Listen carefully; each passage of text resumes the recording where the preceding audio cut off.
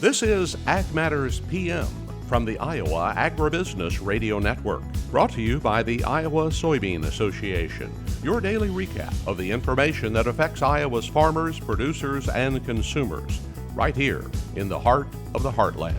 With reports from our award-winning broadcast team of Dustin Hoffman, Riley Smith, and Mark Magnuson. Now, from the IARN studios in Des Moines, here's Mark Magnuson. Hello and welcome into Ag Matters PM from the Iowa Agribusiness Radio Network. I'm Mark Magnuson. Today is Tuesday, February 27th, 2024, and we're so glad you can join us for today's show. In today's episode, I will bring you the latest Iowa Ag News headlines. I will also be joined by Iowa native Will McEntee. He's with the White House Office for Public Engagement. He's going to tell us about some training and some opportunities for young people and climate-smart ag jobs in rural communities. But first, let's run down the closing markets.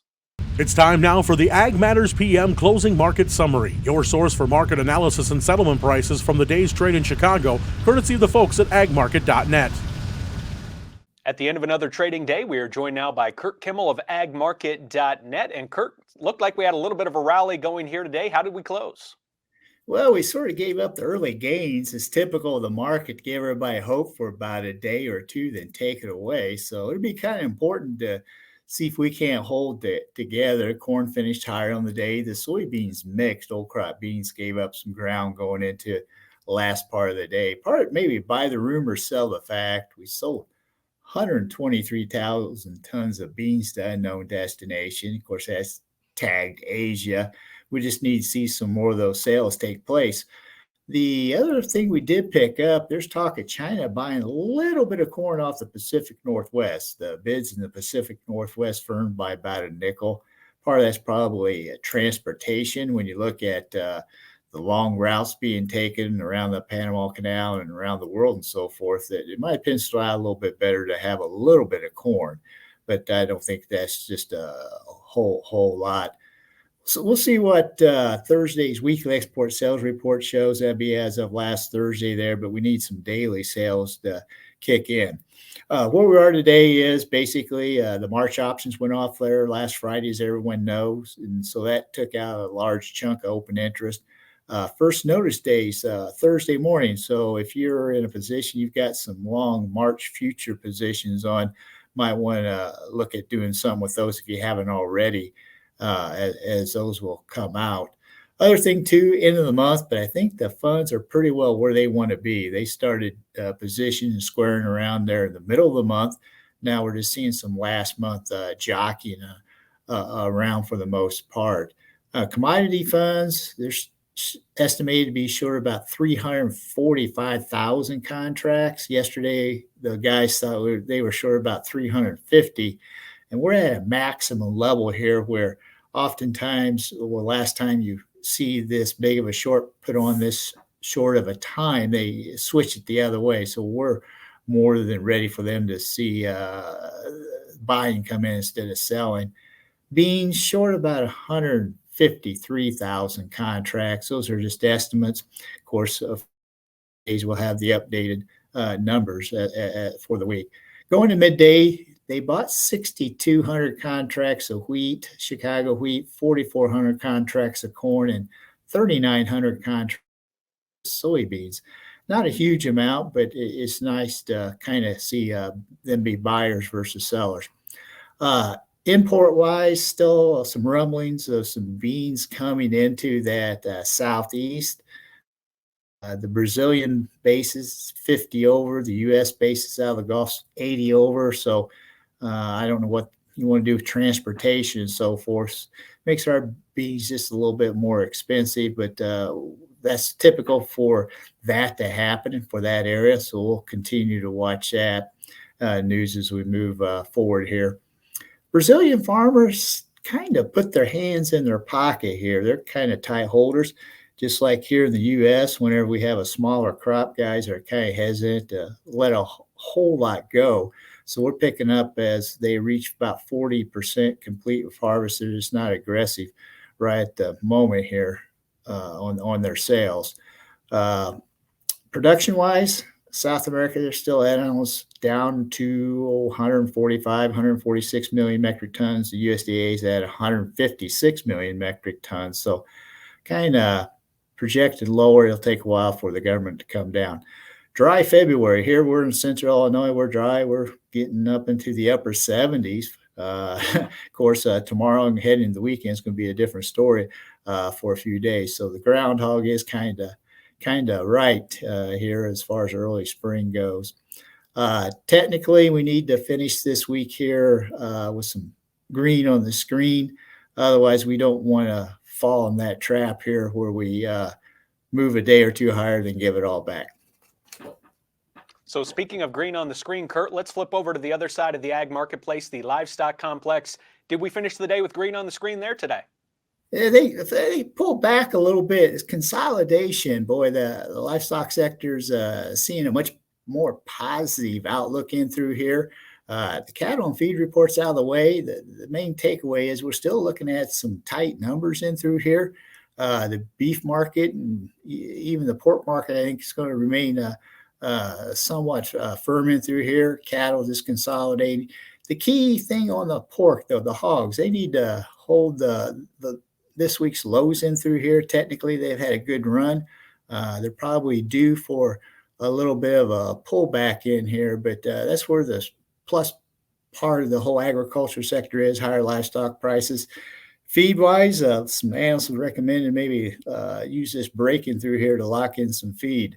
Overall, keep eye on those bellies. Wholesale bellies, $1.26. They'll start to firm up here as we get into the cookout season. They'll put some bacon on those cheeseburgers there, Mark. Kurt Kimmel of agmarket.net, our guest here today. Kurt, we thank you for the analysis. What is the best way for our viewers to get in touch for more marketing information? Oh, boy, if you happen to be in Houston, we got a display there in Houston. I'll be down there Thursday, Friday. We're at booth 6605 at the Commodity Classic. Stop by. Otherwise, go to agmarket.net or call us 1-800-779-1515. Kurt Kimmel, thanks so much for the time here today. We appreciate it as always. Have a great time in Houston. You bet. Take care. Thank you to Kurt Kimmel of agmarket.net for our closing market summary. Let's turn now to the closing numbers. And those can be found under the Markets tab on our website at iowaagnet.com. March corn is up 1 1/4 at 408 1/4. March soybeans down 4 3/4 at 11.31 1/4. March soybean meal down $6.60 at 327.80. March soybean oil up 51 cents at 44.91. Chicago wheat up 8 3/4 at 5.86 even. Minneapolis wheat up 10 1/2 at 6.58 3/4. And Kansas City hard red wheat up 9 3/4 at 5.93 1/2. March oats down 2 even at 3.73 even. On the Merc, April live cattle down 37 cents at 187.72. March feeder cattle down 5 cents at 2.53 even. April lean hogs down 37 cents at 85.90. April pork cutout unchanged at 93.30, and Class 3 milk down 38 cents at 17.20. That's our market coverage for today, as it is time now to hear from our sponsor, the Iowa Soybean Association and the Soybean Checkoff. And up next, we have the latest Iowa Ag News headlines. Iowa Soybean Association is driven to deliver for Iowa's 40,000 soybean farmers. We're proud to provide objective agronomic research, a helping hand with soil and water stewardship, and timely industry news powered by the Soybean Checkoff. Learn more at iasoybeans.com. You're watching Ag Matters PM on the Iowa Agribusiness Radio Network, and it is time now for the latest Iowa Ag News. The Environmental Protection Agency's announcement of the final ruling on E15 blended ethanol has been welcomed by ag groups and politicians across the state of Iowa as a win for ethanol. The EPA has allowed for year-round availability of E15 beginning in Iowa in 2025. However, that still does not address the current situation, and the availability of E15 for this summer, 2024, remains in question. Today, 3rd District Iowa Congressman Zach Nunn led the Iowa delegation in penning a letter to the EPA and the administration to make the appropriate changes and begin implementing the decision in 2024.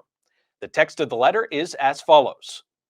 To Administrator Regan, while we were encouraged to see the Environmental Protection Agency finalize its rule approving year-round E15 sales on February 22, 2024, we remain concerned that delaying implementation until 2025 will have devastating effects on biofuels producers, farmers, and families across the country. In April of 2022, 8 Midwestern governors, led by Iowa Governor Kim Reynolds, submitted a letter urging the Biden administration to allow year-round sales of E15. Under current law, the EPA is required to act upon this request within 90 days. Yet it was not until March 6, 2023, just days before the biofuel producers were set to halt production, that a waiver for E15 sales was granted. Now, over a year and a half after the statutory deadline, the EPA has issued its final ruling to allow for the year-round sale of E15 in 2025, a year after the Biden administration's initial proposed implementation date of April 28, 2024. As the congressional delegation for the nation's top ethanol-producing state, we request once again that the EPA immediately implement its rule to ensure E15 is available year-round no later than March 31st, 2024. And the U.S. Department of Agriculture has recently announced a new initiative to prepare the next generation of conservation and climate leaders. The Working Lands Climate Corps, part of President Biden's American Climate Corps initiative, and will provide career opportunities and training for young leaders who want to be involved. The Working Lands Climate Corps will strive to create service opportunities for more than 100 young people in the program. Will McEntee, White House Senior Advisor for Public Engagement for Rural Communities, says their aim will be to help deliver economic benefits through climate-smart agricultural solutions for farmers and ranchers. An initiative that trains young people in high-demand skills for jobs in the clean energy economy, and will put a new generation of Americans to work, conserving our lands and waters, bolstering community resilience, deploying clean energy, implementing energy-efficient technologies, and tackling climate change. McEntee says the Working Lands Climate Corps will help the next generation of young leaders to learn about and implement the latest climate-smart agriculture solutions. We're really excited to have this exciting new partnership, both to help put boots on the ground to work alongside some of the investments that the administration is making in climate smart agriculture and forestry, and really to develop additional talent and that next generation of agricultural leaders. He says this effort should help lead young people to stay and work in their local ag communities instead of opting for job opportunities elsewhere. Everything that President Biden speaks about when he talks about the investments that we're making in rural communities, it's really around creating those opportunities that allow for younger folks who are interested in staying at home, staying close to family, having opportunities economically to do just that, to be leaders in their communities and be that next generation. And McEntee says that everyone working to farm as sustainably and efficiently as possible not only helps the environment, but also opens up new revenue streams for farmers. I think this is a really exciting time. Again, we hear from so many farmers and ranchers who are, both concerned, about the impacts of these climate issues, but are also excited about some of the opportunities that are presented, through the investments being made through the Biden-Harris administration, but also through the work they're doing and the new market opportunities that they're creating through their work. Thank you to Will McEntee, White House Senior Advisor for Public Engagement for Rural Communities. And that wraps up today's news headlines. It also brings us to the end of today's show. You can find all of our content on our website at iowaagnet.com. You can also follow us on Facebook, X, TikTok, and LinkedIn. And you can find our video content and previous episodes of AM/PM on our YouTube channel. Don't forget as well our free twice-daily market podcast, which are on Apple, Amazon, Google, Spotify, and Podbean.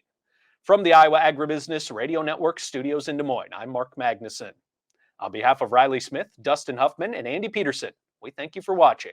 This has been Ag Matters PM.